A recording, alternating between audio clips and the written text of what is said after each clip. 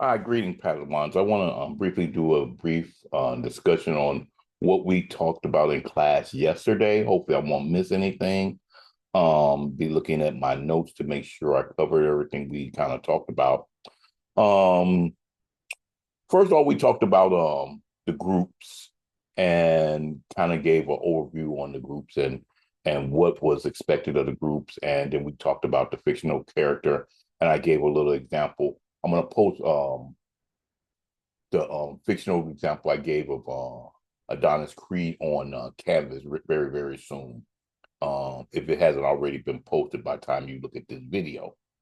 We kind of went over the organization of the DSM-5-TR, diagnostic codes, and neurodivergence. Okay, and that's kind of where I want to kind of pick up from that, and hopefully, the example I gave about Adonis Creed was a good start. I also want to remind everybody to send in your your fictional characters that you want that you're thinking about doing, so I can get a good idea on what everyone's doing. Okay, and we'll build off that. We're going to do that by Monday.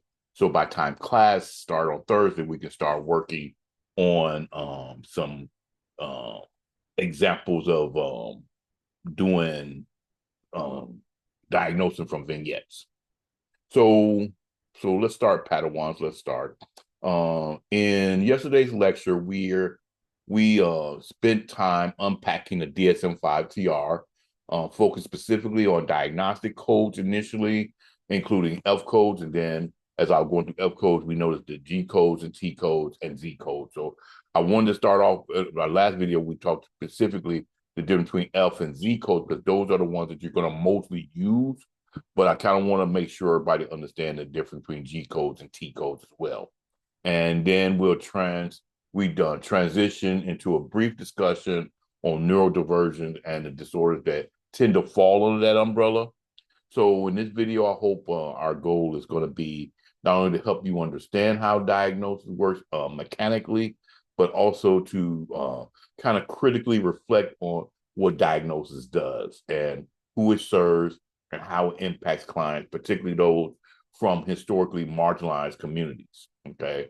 So starting with the basics, the DSM-5-TR, or the Diagnostic Statistical Manual of Mental Disorders, fifth edition text revision, primary a diagnostic classification system used here in the United States. We kind of discussed how the rest of the world kind of used the ICD-11, even though you'll see some literature say the ICD-10, but the ICD-11 just recently came out. And the DSM-5-TR serves several purposes. Among them are establishing diagnostic criteria, providing a shared language for clinicians, supporting treatment planning, facilitating insurance reimbursement, and influencing research and policy. However, it is important to remember this, that the DSM is not a neutral document. It is shaped by cultural values, power structures, historical assumptions about normality, pathology, race, gender, and ability. So, as clinicians and future clinicians, it's very important we must learn to use DSM competently without using it uncritically. Okay. And that's what I hope we get out of this course. Basically, understanding the diagnostic code in the DSM-5-TR is where we kind of started off, and what. So let's talk about some of the codes because this is where a lot of time Padawans often feel overwhelmed, and these codes primarily come from the ICD-11 or ICD-10, uh, which the DSM aligns with for billing and documentation purposes. So let's first look at the F codes. Them the primary things that you'll be worried about. The F codes are mental, behavioral, and neurodevelopmental disorders. The F codes are the ones you use most often as potential mental health clinicians. Okay, they include diagnoses such as depressive disorders, anxiety disorders, trauma and stressor related disorders, schizophrenia, spectrum disorders, and like development disorders, personality disorders, and so forth and so on. Okay. So when you go through the DSM, you will see something like major depressive disorder moderate. You might see an F code there, like F32.1. That F code is the code you use for billing. Okay. And with a lot of new systems, if you put in major depressive disorder moderate, that code will come up. So just like with generalized anxiety disorder, and autism spectrum disorder, those codes will come up. So like autism spectrum disorder is like F84, and a generalized anxiety disorder is like F41, I think 41 or point 0.2, something like that. So when you assign an F code, you're identifying a condition that is formally recognized as a mental or neurodevelopmental disorder with the DSM framework. Okay. When it comes to G codes are also billable, but those are more neurological conditions. So G codes refer to neurological disorders, not necessarily psychiatric disorders. So example of these are like epilepsy, Parkinson's disease, multiple sclerosis, and certain brain traumas or injuries. Okay. These diagnoses are typically made by neurologists and not necessarily counselors, but it's very important for us to know those codes because sometimes our clients might have those issues coming in with us. So how they matter to us because neurological conditions can mimic psychiatric symptoms, and they often co-occur with mental health concerns, and they impact treatment planning and accommodation. So very important skill for us to learn and to know is when a referral is warranted and when symptoms may have a neurological origin rather than a psychiatric.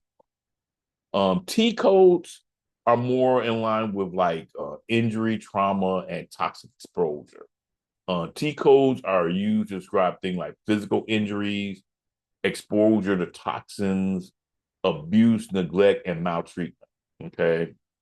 So while these are not necessarily psychiatric disorders, they are critically important in clinical work. So they allow us to document trauma exposure, capture environmental harm, support mandated reporting, and contextualize mental health symptoms, right? While Z codes are more in the psychosocial and environmental factors. These Z codes are among the most underused and most powerful tools in the DSM. Z codes describe life circumstances, not disorders. Um, some examples of that, like housing instability, unemployment, exposure to racial trauma, racism, poverty, family conflict, uh, immigration status and stress, community violence. These codes help us resit over diagnosis while still validating clients' distress. Okay. When discussing neurodivergency, um, neurodivergency is not a DSM diagnosis. It's a framework and movement that challenges the idea that neurological differences are inherently pathological. At its core, neurodivergence argues that human brains vary naturally. Differences does not equate deficit. So functioning may be understood contextually, not normatively. This perspective is especially important in counseling, education, and disability advocacy.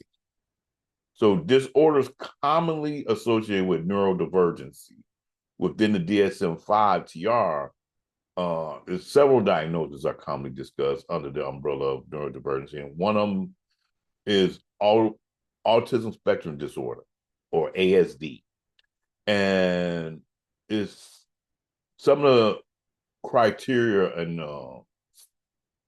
things associated with autism spectrum disorder are differences in social communication, restricted or repetitive behaviors, sensory sensitivities, a neurodivergent lens as are these deficits or mismatches between the individual and their environment. Okay. Attention deficit hyperactivity disorder is another one. And usually you find inattention, hyperactivity, and impulsiveness. Rather than viewing ADHD solely as dysfunction, neurodivergence highlights creativity, hyperfocus, and nonlinear thinking. Then we get into specific learning disorders, dyslexia, dyscalculia, and dysgraphia. These diagnoses reveal how educational systems often privilege one way of learning. Okay. Intellectual disabilities are limitations in intellectual functioning and limitation in adaptive function. When it comes to neurodivergent and disability affirming approach, the thing that is emphasized is support, accessibility, dignity, and community inclusion. Tic disorders, including Tourette's disorders, motor and vocal tics, fluctuating severity on how the tics are manifest. These are often misunderstood and stigmatized. It reinforces the need for psychoeducation and advocacy. Some of the ethical and clinical reflections that I would like for you to remember as a future clinicians, that you reflect on this question. Are we diagnosing differences or distress? Diagnosis can be a tool for access and validation, or a mechanism of control and exclusion. So our responsibility is to diagnose carefully, contextualize fully, center client lived experience, and use codes ethically and intentionally. So as I close down this video, the DSM-5 TR is a tool. It is not the client. It is not the truth. It is not the whole story. Our jobs as counselors is to hold both clinical competence and critical consciousness. So as we close down this video, I want to thank you, and I look forward to us doing more next week. Like I said, I want to do video, I want to do some more vignettes, and then kind of go over what is expected of us as far as the presentation for the fictional character. So if you have any questions, don't hesitate to reach out.